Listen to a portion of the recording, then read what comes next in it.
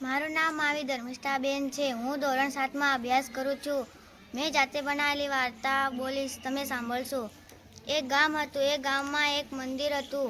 મંદિરમાં બધા લોકો પૂજા કરતા હતા. એક દિવસ એક મંદિરની બાજુમાં ચોર સંતાયેલો હતો.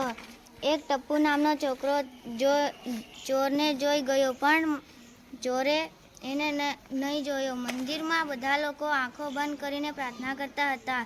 ટપ્પુ છોકરો છુપાઈને મંદિરની બહાર નીકળી ગયો અને તેણે એક માણસને જોયો. ટપ્પુ તેની પાછળ ગયો અને ટપ્પુએ કહ્યું, ભાઈ, પેલા મંદિરની પાછળ એક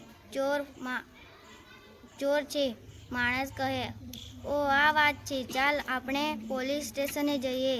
ટપ્પુ અને માણસ પોલીસ સ્ટેશને જઈ ફરિયાદ કરી કે અમારા ગામમાં મંદિરની પાછળ એક ચોર છે.